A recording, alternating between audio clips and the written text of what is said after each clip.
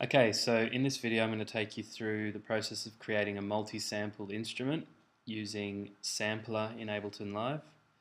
Multi-sampling being the process of recording multiple samples of an instrument or any sound for that matter, and also recording multiple velocities of each element. So in a drum kit, for instance, record the hi-hat, kick and snare and so on multiple times at different velocities or hardness. So if we play through, I've chosen 3 samples of each. So you notice them get louder or harder. And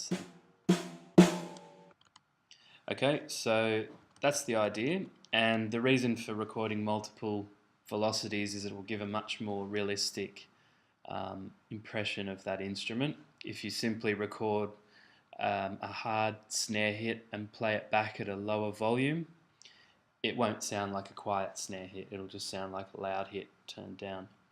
So to do this, we'll use Sampler and drop that onto a MIDI track and we can get started. So just to let you know, we're not going to cover all of the parameters and features of Sampler.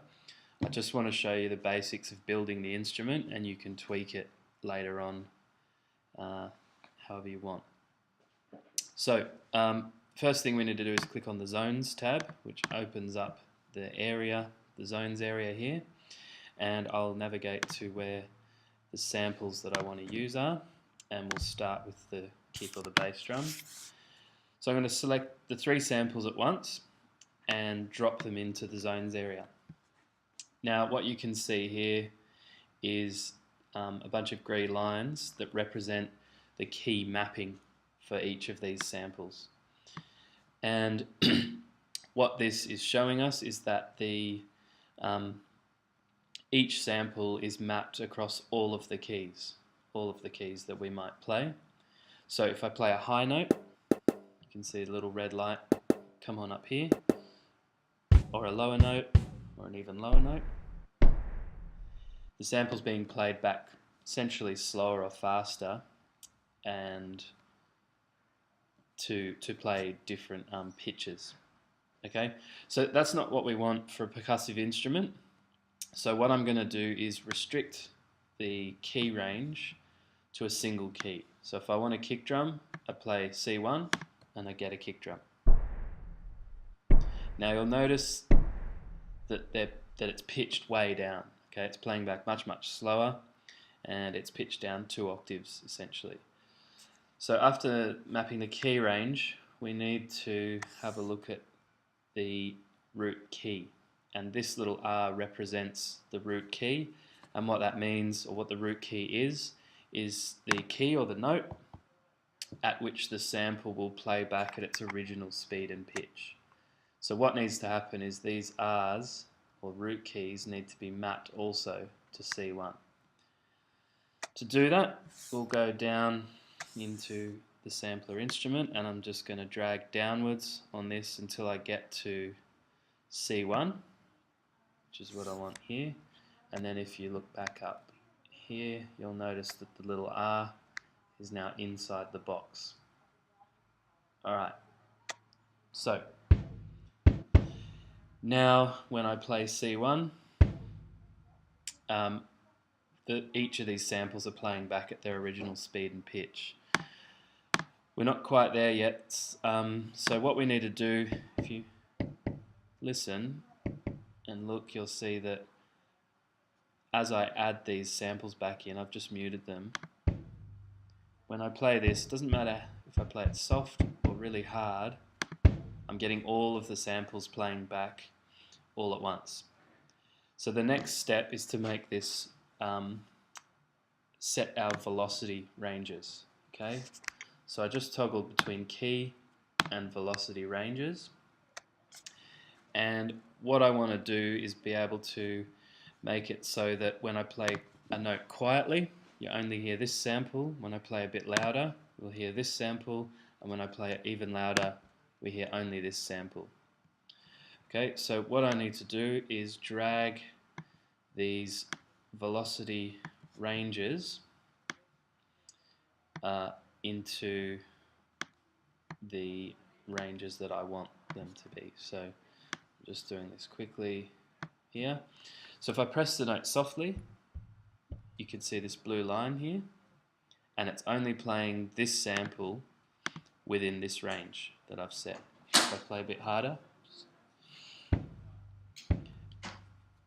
we're getting the middle sample between 40 and 80 something, and if I play harder again, we're getting only this sample. So that's it. That's a multi-sampled instrument that has different samples for each velocity. I'll go through quickly and redo the process. So for the snare, with all three selected, I can adjust each one at the same time.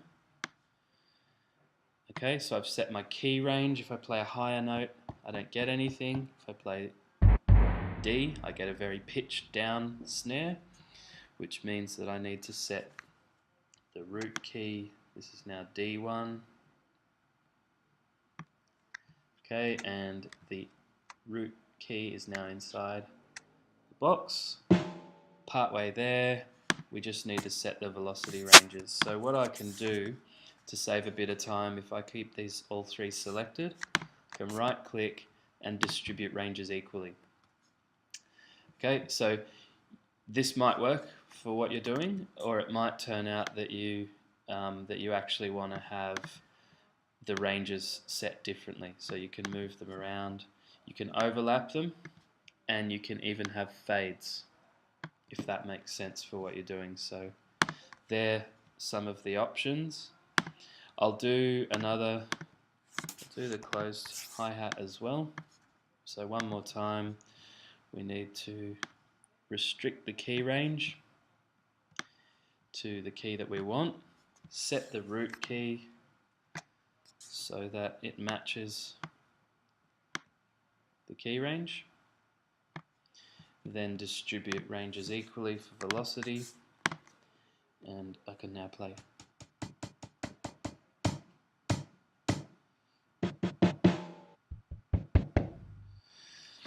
Okay, and if I want to, I can continue the process, but that should give you enough of an idea as to how the process goes for creating the instrument. So it's a bit of a meticulous process in recording and then building the instrument, but well worth it, particularly if you've got a hold of or got access to maybe a rare or an unusual instrument. The other interesting thing about this technique is once you've done it, you can play the instrument back in unusual and impossible ways, or ways that are impossible in the physical realm.